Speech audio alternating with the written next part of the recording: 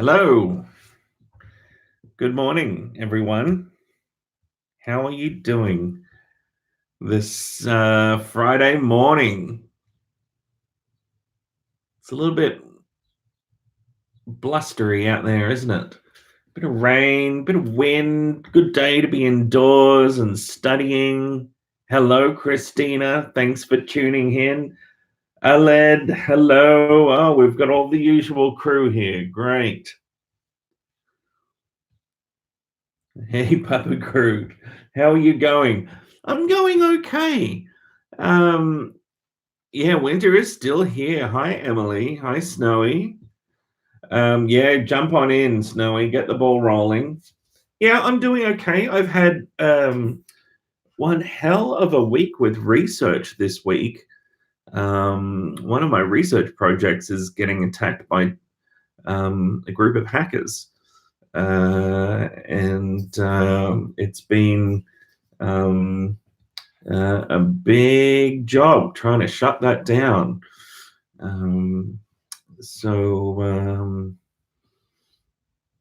Yeah, I'm starting to see the world in matrix code, green codes streaming down and whatnot. It's been yeah, a really interesting week with that battle. It's because they want the reimbursement money. So people who complete this particular survey get reimbursed for doing it. And when you've got a very high profile research project and reimbursement is offered and you collect data online, it's very likely, particularly if there's social media advertising, that bots and hackers are going to attack you.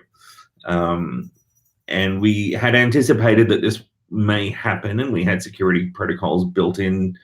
The data's safe, and that's the really important thing. So they definitely can't get the data. It hasn't been breached. It's secure. It's like Fort Knox, but they want the money, right? So they've sent bots in to complete the survey thousands of times to try and get money. It's completely like an episode of Mr. Robot. It has been unbelievable. And they've effectively tried to defraud a project about discrimination and mental illness of, at this point, about $50,000. They haven't got $1, however, and they won't. But it's just, really time consuming and a pain. But anyway, let's get on to topic. Hey, Tessa, yeah, you can bring a calculator into the exam, but you won't need one. Yeah, I know. Dollar bills, right, Izzy? You won't need one. There's only one question in my quantitative methods, research methods section that looks like it might require calculation. But really, you can actually answer that question through conceptual understanding and application of logic. So hint, hint, if you understand what central limit theorem is, and you know what the formula for standard error is, then you are sorted. Hint, hint. There is no formula sheet on the exam, Annabelle, because you don't need one. So while we're talking about Graviter and Wall now, I've released, Graviter and Wall now. While we're talking about research methods, let's talk about Graviter and Wall now and the questions that I've released on the LMS. Some of them are very similar to questions that are on the exam, if not the actual question that's on the exam. And that's why I have not released the answers. This is the same with Yoshi. We know that a proportion of the 60 questions that Yoshi has released on the LMS are his exam questions. And so he has not given the answers for those. Some of the questions that are on the LMS involve references to reading T tables and Z tables and so forth, and you're not going to need to do that in the exam because we didn't get you to do that in class. These questions were really just to guide your study and use of the textbook if you were referring to Graviter and Wallnow.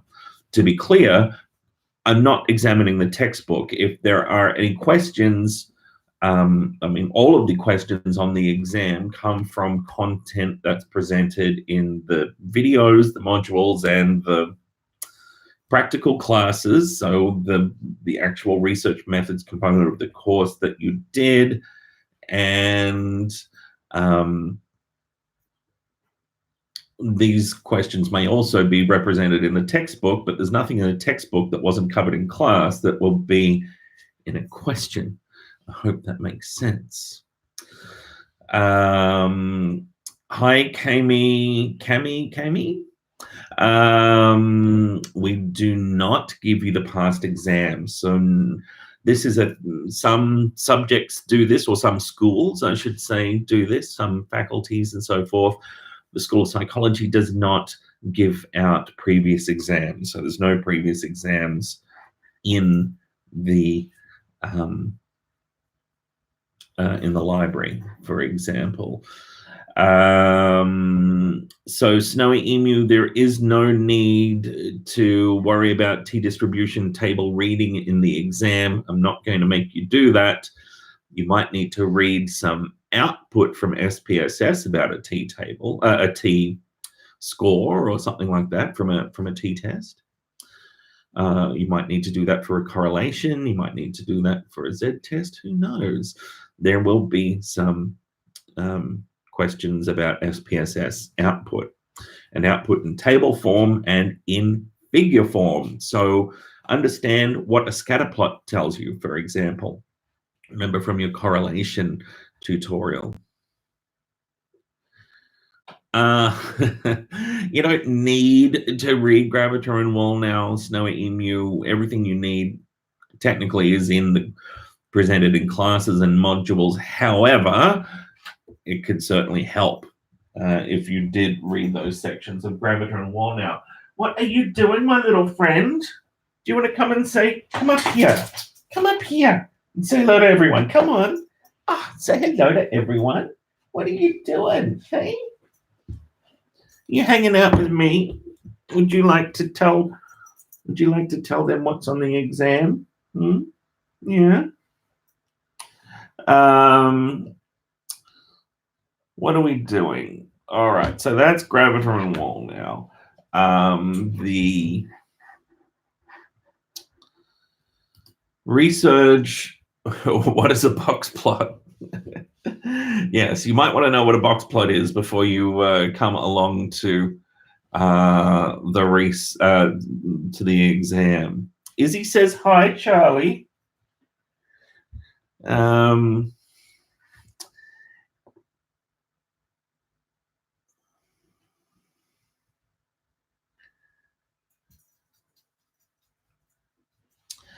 Annabelle, that is a really good question. So what's the difference between a sample mean being one standard deviation above a population mean versus it being one standard error above a sample mean?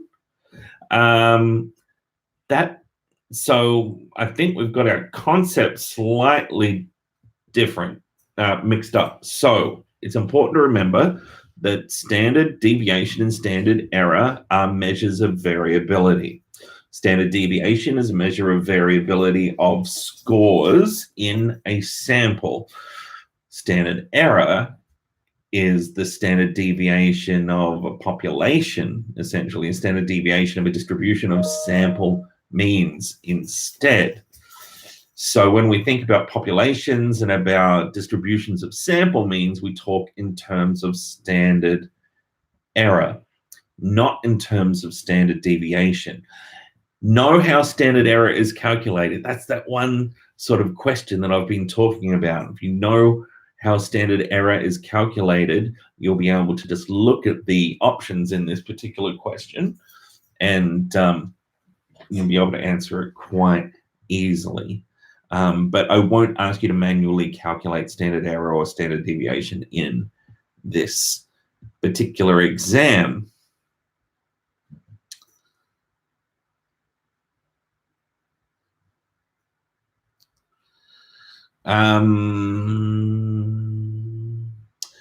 So Izzy, is it the lecture slides, tute slides, and readings that are examinable, not what lectures have said in the lectures, in the lectures in between? You should definitely pay attention to what we say in the lectures, otherwise there'd be no point in having us there. You know, it's a fine-grained question, isn't it? I think it's very unlikely that a lecturer is probably going to say, well, most lecturers would stick to examining things that they have both said and are on the lecture slides. But as you go on with your degrees, you'll learn that not all lecturers use lecture slides all that often. You're actually going to have to listen and take notes for them. But for this semester, you're pretty safe.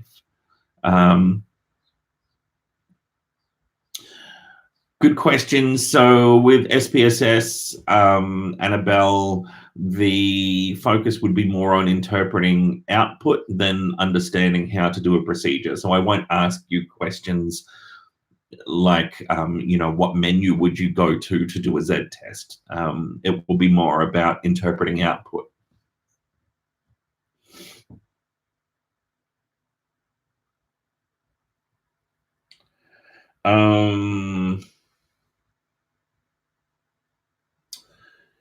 In exam tips, Alan, yeah, that's a really good question, isn't it, Charlie? It's a good question. Can you come up here and give me love? Oh, I need so much Charlie love.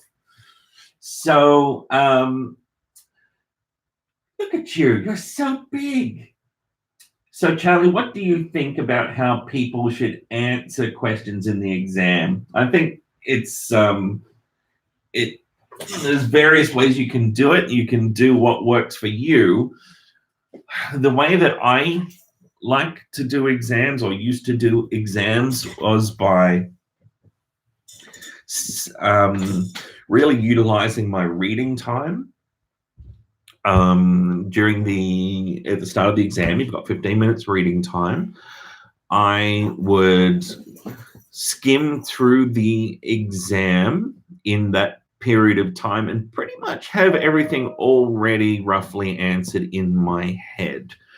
And I'd probably go through the exam and answer all of the questions that I really was confident about very quickly, and then I'd come back and spend more time with the other ones. Now, having said that, I don't think I really in the past sat many exams that had such a generous time limit like this one does.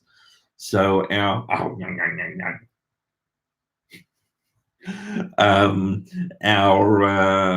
time limit is really generous. 3 hours for this exam. That's a long time to be able to sit this exam. I'd predict if you really know and you've really studied and you're ready to go, you'll probably finish it in like 15, 20 minutes. What you do want to keep an eye on is, yes, time. So if you're getting stuck on a question, don't spend 10 minutes on any given question, for example. Don't sit there and agonize over one question because you've got 120 to answer and you don't want to devote too much time to any one question. It's just not worth it, regardless of which question it is. At some point, you'll just have to be in a position where you'll take an educated or uneducated guess at the answer, and you've got a 25% chance of getting it right.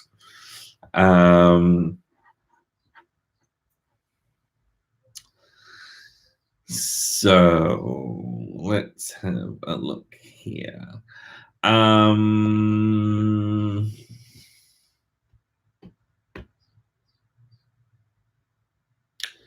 One thing I always recommend that you are mindful of as you sit multiple choice exams, where the answer sheet is scanned by a computer, and that's what you will do this time. You will have an answer sheet that's got a number of rows, and you'll have to, so a row corresponds to each question, and then you'll have columns corresponding to option A, B, C, and D.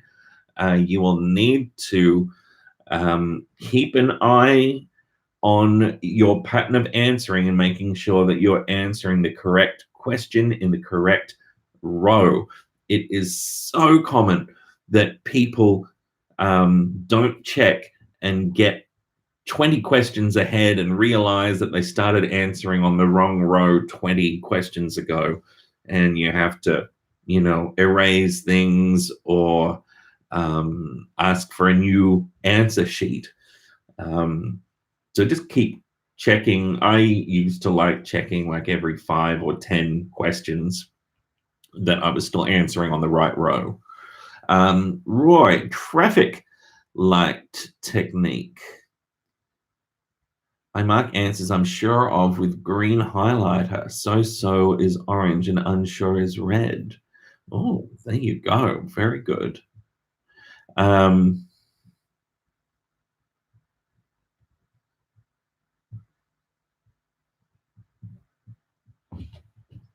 Hey, what are you doing?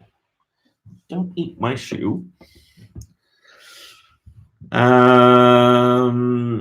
Oh yes, Charlie is definitely cuddleable. Cuddleable? Is that a word? Do we have any questions related to research methods like Yoshi did in his teach modules? Are we talking about ones that will actually be on the exam? If so, then yes, they're in there somewhere. Some are very similar. There's some questions on the exam.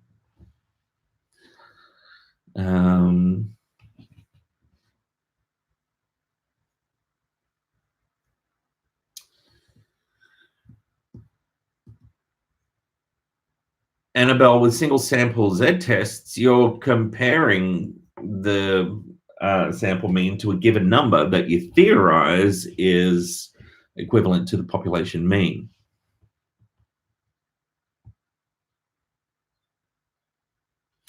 Central limit theorem applies everywhere.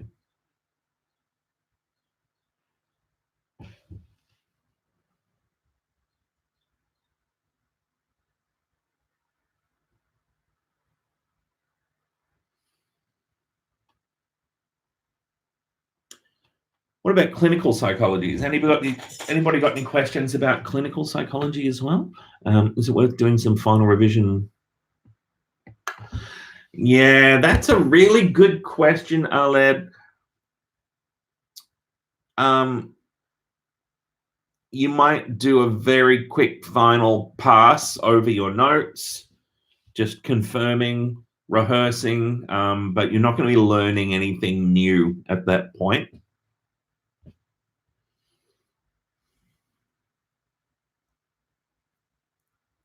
Negative skew, Annabelle, means that people, if we assume that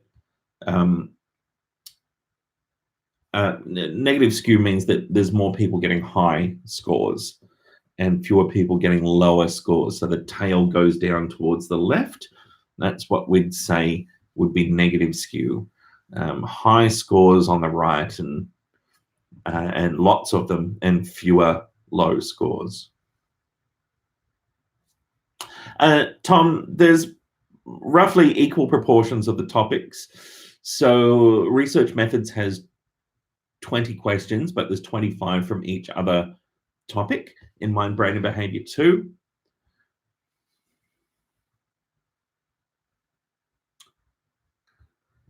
So much content? What do you mean? This is a walk in the park, Snowy Emu.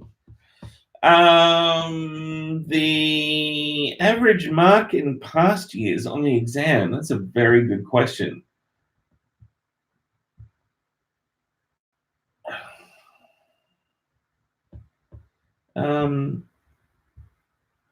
This is my first year coordinating Mind, Brain, and Behavior 2. I cannot remember off the top of my head. it probably works out to be around 70% somewhere. 70-ish percent, sort of 72% tends to be the sort of the ballpark mean score overall for subjects like mind, brain, and behavior too. They sort of work out around there, just generally overall, incorporating assignments and exams, and the assignments and exams sort of don't each vary too much from that either.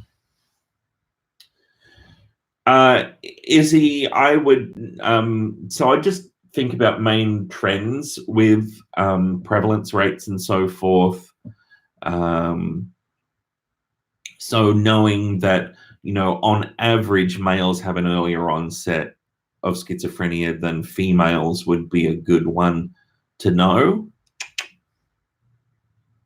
All those people that don't tune into these live streams are going to be displeased. They're missing out on all of these little nuggets. For clinical psych, will there be questions regarding symptoms a person is experiencing and then diagnosing them? I know what you're getting at, so not diagnosing them per se, but yeah, there's a couple of questions that describe symptoms and asks you to identify what would the most appropriate diagnosis probably be that would describe these symptoms.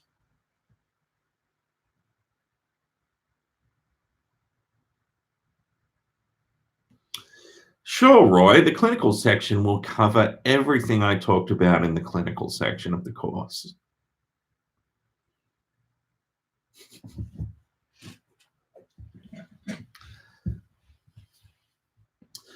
The axial and multi-axial system of the DSM. This is a thing of years gone by. It was a process, a protocol for providing diagnoses, and it's something we don't use anymore. It's not something I'm going to ask you about on the exam.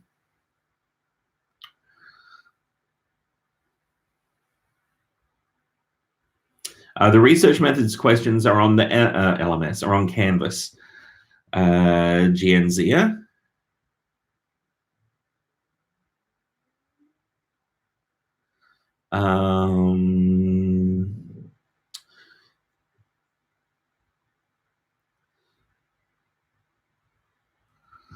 Which is the most relevant recommended live stream to watch apart from this version?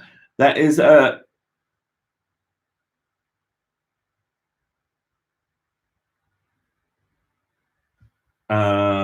sorry, just research team checking in on the bot battle.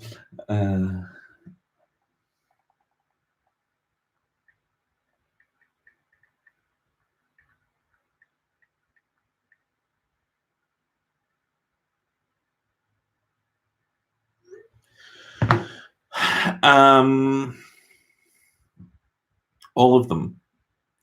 I mean, I shouldn't say that I haven't done them for fun. I do enjoy them, but in every one to date, I would say that I've given exam tips or hints, or actually explicitly told the viewers what a question was. It's all part of the positive reinforcement that you receive for tuning in to these live streams. Oh, everybody loves a smarty pants. Roy? What is the best way to study the hearing voices content for the written section of the exam? I'm so glad you asked that question, Zoe. The best way to study the hearing voices content for the exam is not to study the hearing voices content for the exam. It is not examinable. I've just added it into the course to enrich your experience, enrich your learning, and to get you to start to think about and experience the perspectives of people with lived experience and really give a human face to what can otherwise become a very dry and textbook aspect of the course. So don't stress about that. That would be really difficult to examine.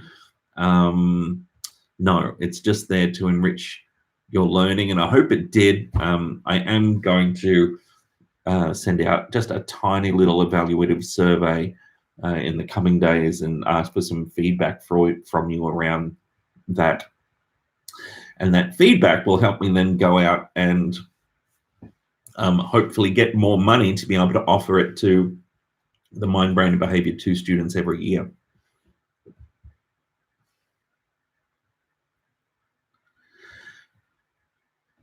Yes, Aled. So the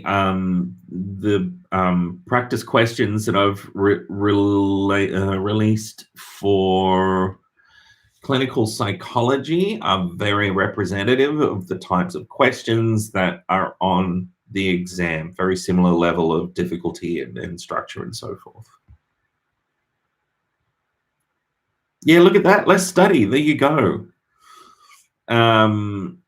But, you know, watching them will help you understand, I think, a lot of the concepts that we talked about, and certainly that last lecture with Sandy and I live streaming from Sane headquarters. There's lots of content in there where we talk about things pragmatically that are things that we've actually touched on in other lectures, you know, didactically. So it can't hurt, but, you know, I know you're pressed for time. It's 10:30 on Friday, and oh my goodness, that exam is looming on Monday, isn't it?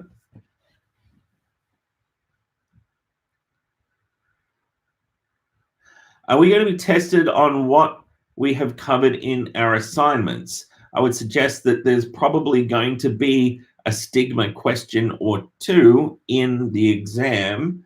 However, I won't ask you specifically about things to do with your lab report.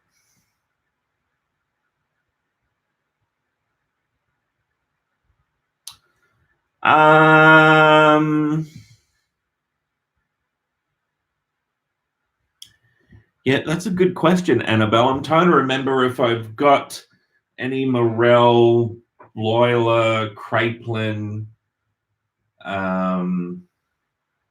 Schneider related questions in the exam. I can't remember. Maybe. Oh, I sort of get a sick pleasure out of doing this. I can't help it. See, all you need to do is just finish the Mind Brain Behavior 2 exam, then a psych major, then an honors degree, some postgraduate degrees, PhD, and then you can experience this same sick pleasure.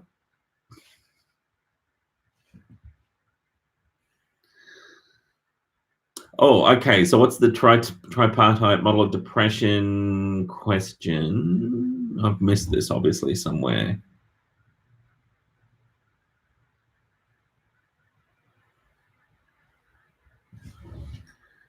Yeah, so negative affect is thought to be common to anxiety and depression. So on the depression side, from Clark and Watson's tripartite model.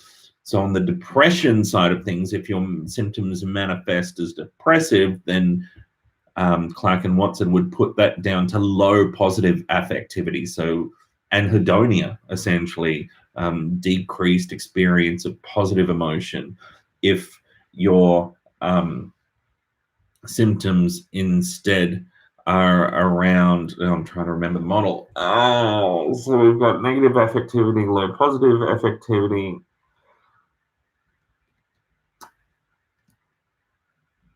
What's on the left of the model? I can't remember. This is your job. You're studying right now. So negative affectivity is thought to be the common link. That is right. Oh, I'm having a brain fade.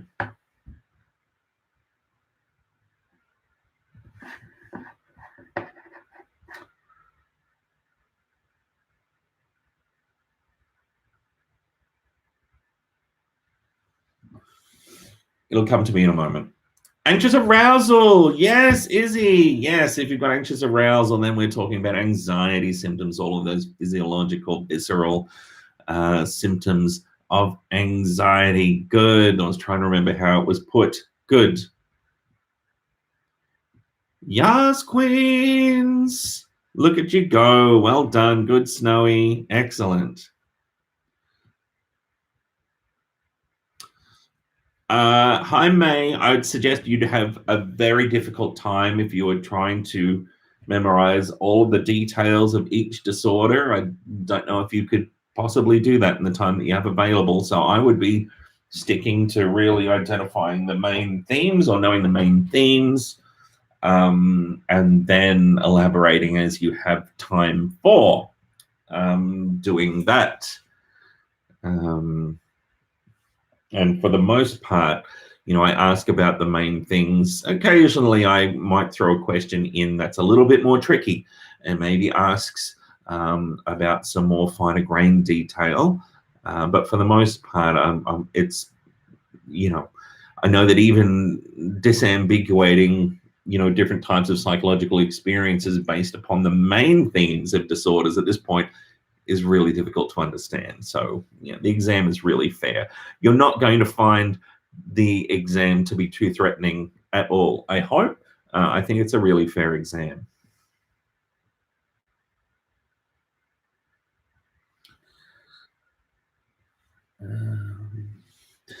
Do you need to know the names of exact research studies? No. No. How's that? There we go. There's a clear answer. I don't even know the names of research studies. I'll typically remember who did them and what it was about, but I can't remember the last name. I remembered the title of a research study. I can't even remember the title of my PhD. Literally. Something long, I'm sure. Hi, YY. No, there are no questions that need you to bring a calculator. If you want to bring a calculator and have it there as a security blanket, just in case I'm lying, you can. But I'm not, and you don't need to. You'll be okay.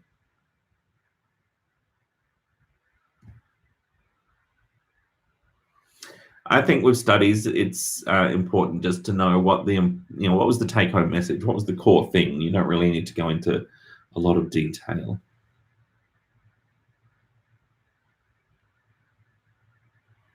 Oh, itchy eyes. Dear me, allergies.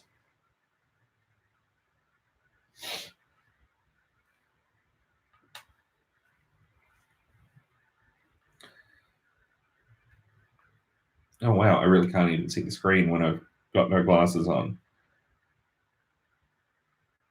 Is that the case for other sections? I'd suggest that's the case. Yeah, definitely. No one's going to expect you to remember the name of a study. They'll expect you to remember what a study was about. And, you might know who. It's always, I think you just inevitably end up remembering who did what. If you remember, what a study was about, who did it, and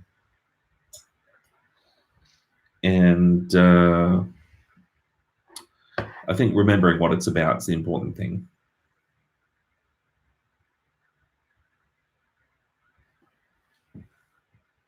You can take a bilingual dictionary, Seymour. That is absolutely fine.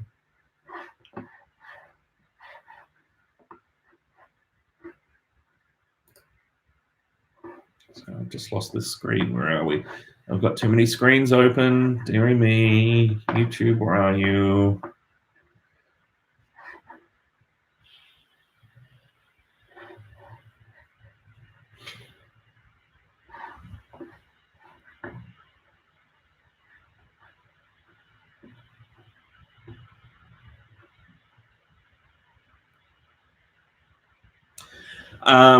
Hi, Grace. Am I right to say the normal distribution is a useful statistical inference because of central limit theorem.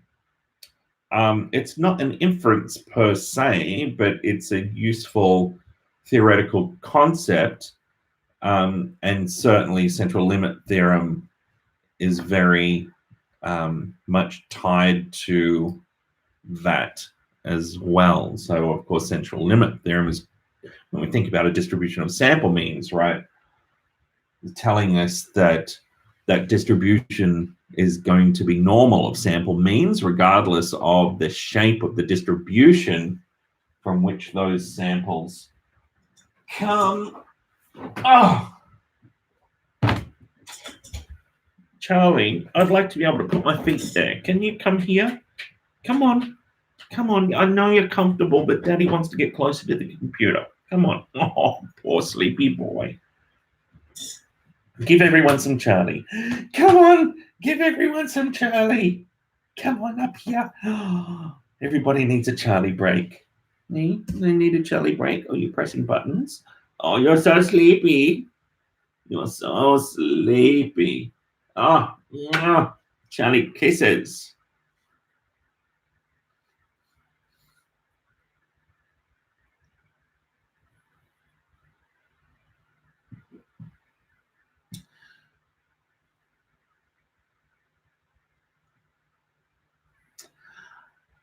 Annabelle, for the those questions around the hierarchy of evidence, just know the general trends. I'm not going to ask any specifics about any particular step on the hierarchy.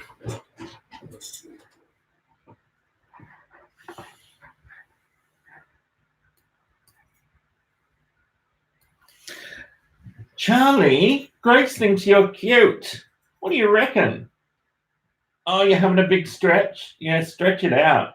Stretch it out, Charlie. Oh, my goodness. Yeah, he has that effect.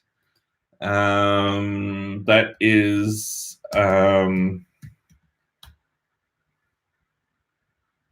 of course, when he is not coming to a lecture, right? We all know what he does in lectures.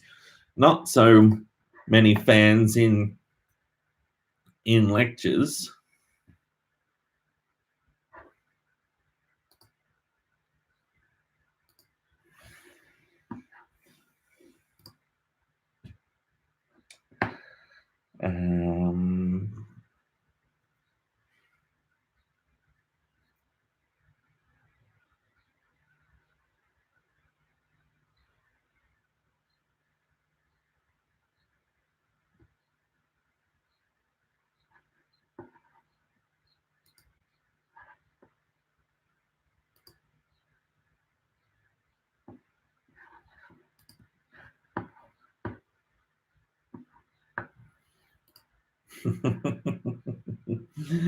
Yes, the legend of Charlie's lecture appearance will go down in MBB2 history. That it will eventually become myth. Yeah, wow. Good on you, Charlie.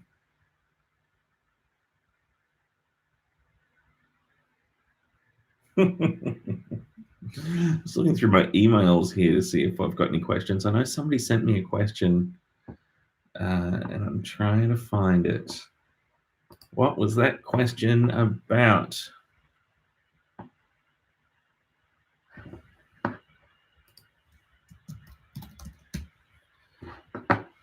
Oh, just lost my screen.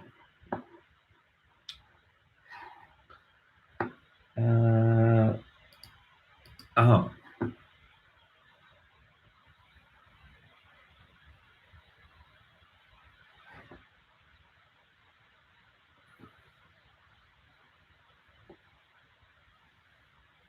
Oh, okay. This is just another question about the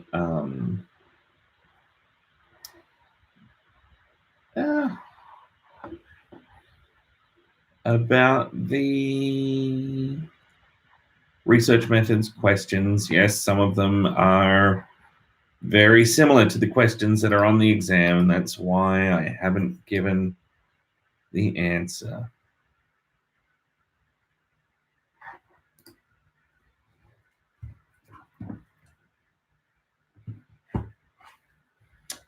Yeah, absolutely, Izzy. So there are certainly ways to determine if somebody has a particular diathesis before an event is triggered, and I gave you some examples of that in the lecture. Before an event triggers that diathesis, and I gave you some examples of that in the lecture, and that is the psychometric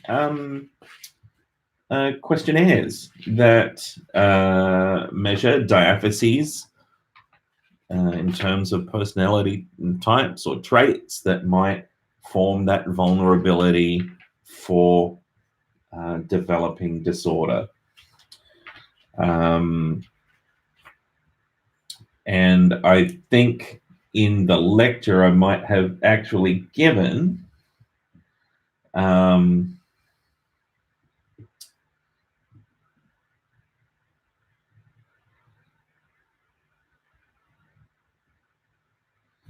I might have actually given some examples from some measures of those diatheses.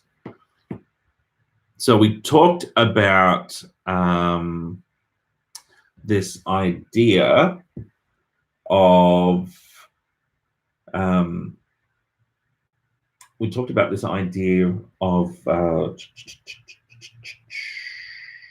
schizotypy, for example, schizotypal personality traits like unusual experiences, introverted anhedonia, cognitive disorganization, and so forth. And there are a number of questionnaires you can give somebody to measure how much of that thing they have. And we all vary, again, along a continuum for any particular diathesis in terms of how much or how little of it we actually have. There are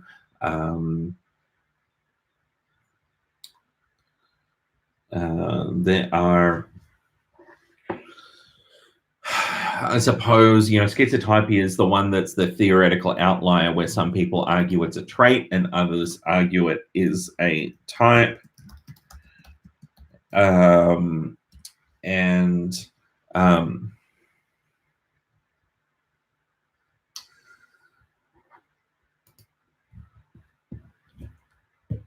am more of the trait type. I'm more of in the trait camp.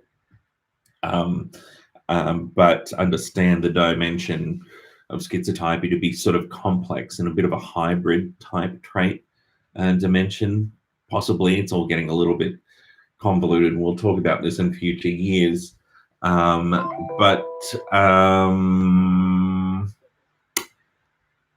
we've all got a little bit of everything, more or less. We're all unique. Our uniqueness is made up of different combinations of more or less of all of these individual things. We're unique but common. Same but different. Same but different. That's a thing, isn't it? Tejas, hi. I don't teach in second year. I do teach in third year and beyond. So in third year, I teach in the psychopathology of everyday life, that third year clinical subject.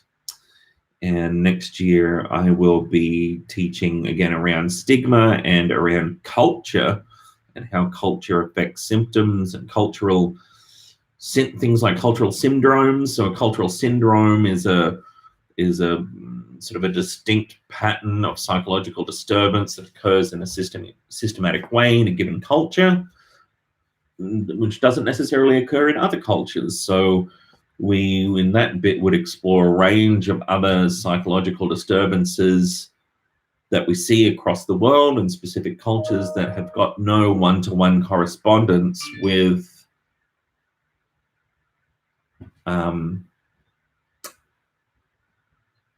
any particular DSM disorder at all.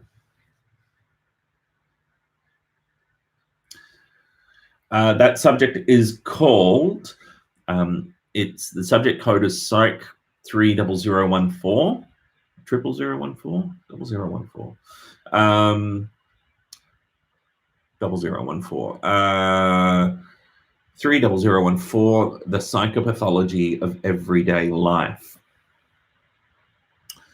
It builds on what we've done in first year clinical psychology. It's all about clinical psychology, mental health problems, and so forth.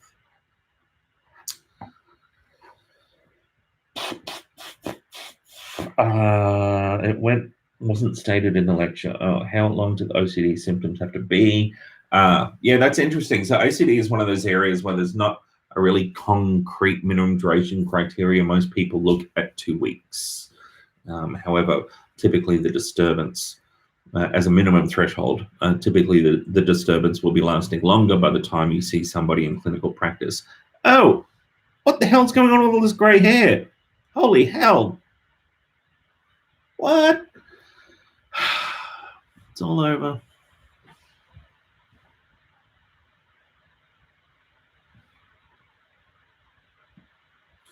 So, Anita, the idea with the behavioral model of depression is that it's related to reinforcement dynamics. So if we are depressed, we're going to emit low levels of behavior, and that behavior, if emitted, could potentially be reinforced and increase the likelihood of behavior occurring again.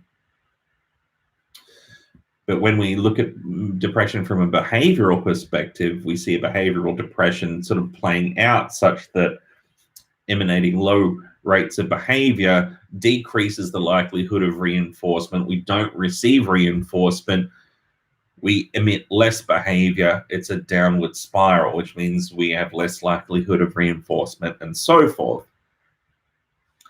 And one of the reasons why that we commence commonly a program of CBT with a behavioral phase is to target specifically that process and to turn that cycle on its head and start to identify what types of behavior can be emitted that are actually reinforcing for somebody. Remember, in terms of pleasure or mastery, and start to increase rates of behavior and come out of that behavioral pattern of depression.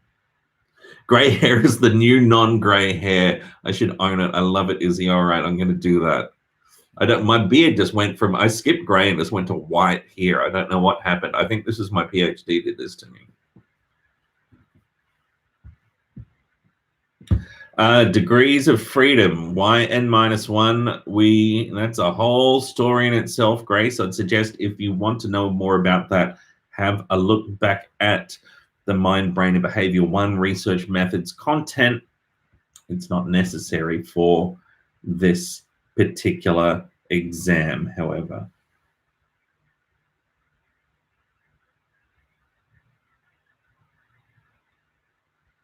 Oh, when would those tests? In terms of when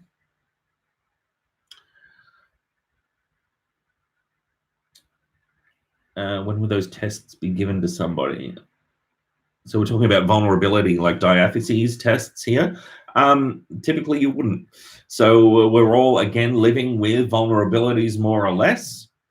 We probably would not, for the most part, test them if there were, test people if there was no good reason to.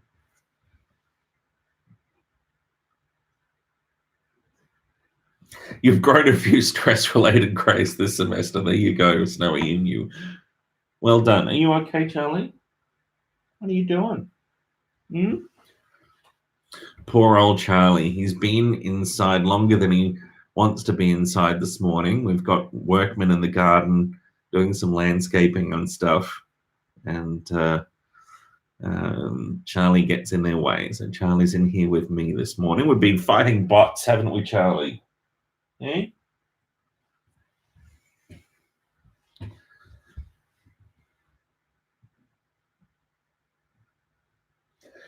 And Kira, you don't need a formula sheet. You can bring in a calculator, but you won't need it.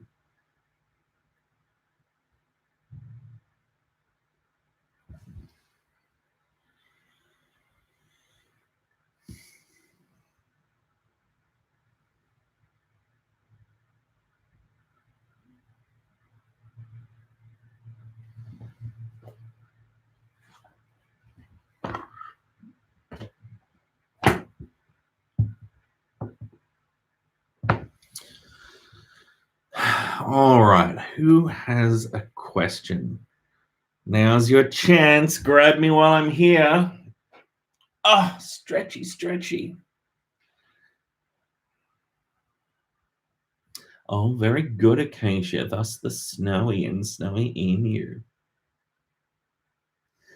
You are allowed to finish early and leave if you finish early, Izzy. That is fine. Crime fighting doggo. Yeah. Charlie has been very useful in my journey over the last week with bot fighting. Yesterday was triumphant. He was good. And the day before, he was in the lab with me. And that was good to have him around because the bots were winning on Wednesday and then I won on Thursday. And now it's all under control. He does need a cape, right? I saw, oh, look. Of course, this whole I am Groot thing phenomenon, I got on that bandwagon eventually. At first, I didn't know what it was about until I saw the movies. But I've just found Charlie the cutest little Groot costume. So I may have ordered him a little doggy Groot costume. I will be at the Royal Exhibition Building on Monday, Aled. So I will be there and Caitlin will be there. And we will welcome you in.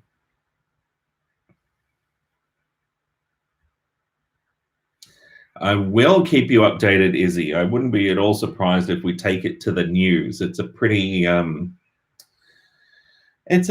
crappy story, really. Hackers trying to defraud a mental illness charity out of a lot of money, essentially, is what it comes down to. It's pretty poor form, we would say. Shoulder massages. Okay, we can work that. Hot towels. You can just see me walking around with little tongs and a tray of hot towels, can't you? Yeah, absolutely. Yeah, right. I will promise to send out a photo of Charlie in his Groot costume and probably do a video. It looks pretty funny when they walk in it.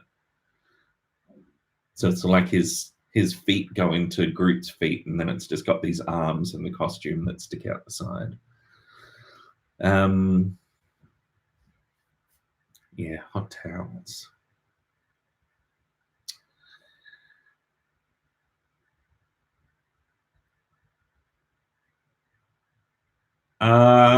Is it a teenage Groot costume?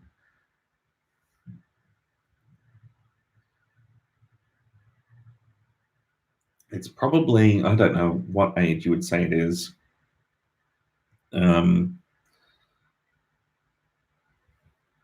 It's got a bit of a cute sort of stylistic tweak to it. I'm not burning some incense for the chakras. Aled, have I taught you nothing about critical thinking?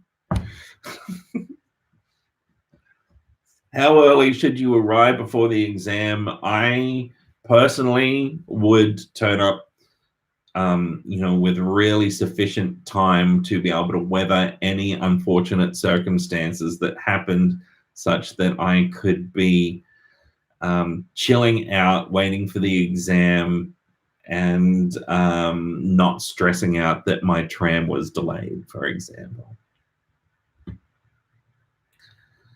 Just whack a baseball cap on and his teenage Groot. There you go. Are you going to get a matching costume? I don't need a matching costume. I am Groot. But yeah, maybe we do that.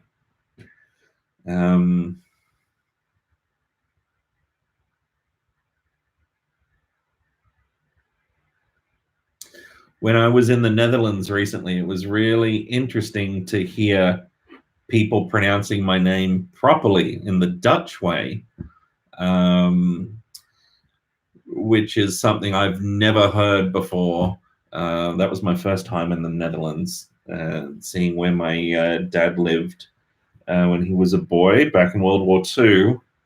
And it was really interesting to hear the proper pronunciation of Groot, which is not Groot. Poor old Charlie. All right, final questions. Anybody got any final questions? I have a consultation with one of my PhD students very shortly, and I'm going to have to go to. But you could sneak in a couple of final questions if they were burning for you.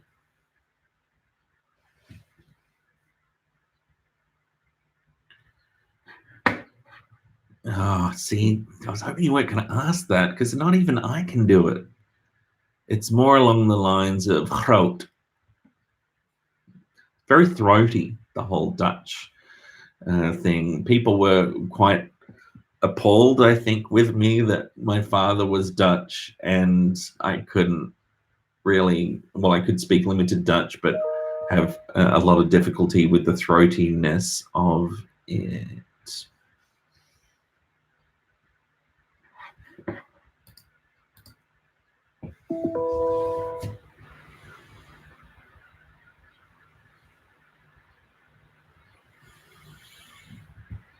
Oh, any Grooty final nuggets for question hints? How can we reinforce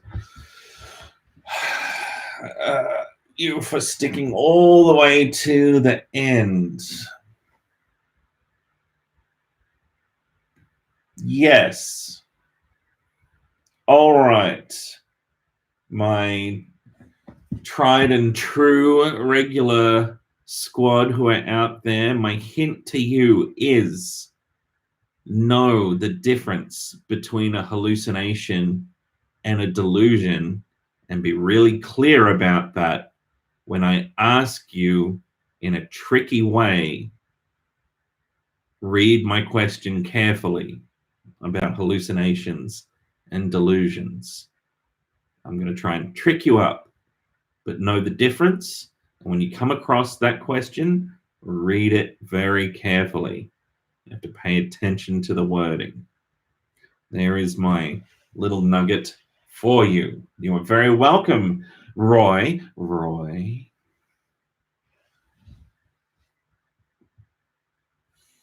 You are welcome.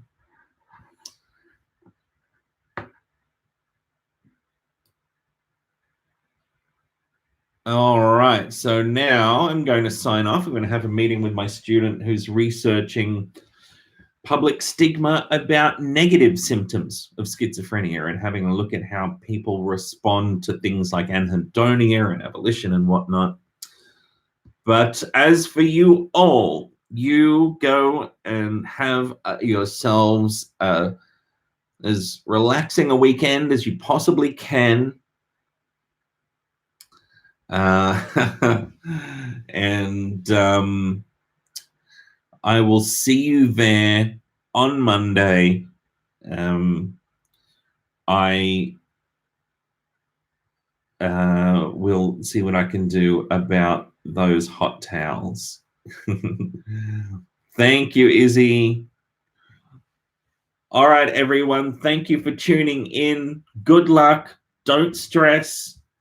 Keep chatting to each other on the discussion board and look after each other. And if you're feeling like it's all too much, that's probably a good time to take a break and to hang out with your friends, or to tell your friend or a family member or someone you're hanging out with that you're feeling really stressed. And even just that process of talking about it will help you feel a little bit better. It's all going to be fine. This is just the Mind, Brain, and Behavior 2 exam. It's a first-year exam in the grand scheme of your life. Remember, this doesn't mean all that much at all. Try to enjoy it and find it interesting, and put a bow on this Mind, Brain, and Behavior 2 experience. Thanks, Laura. After the exam, I'll do another live stream, check in with you all, and tell you a little bit more about what's to come in the future if you want to do more psychology. Okay, take care, everyone. Happy studies. I'll talk to you soon. See you on Monday. Bye.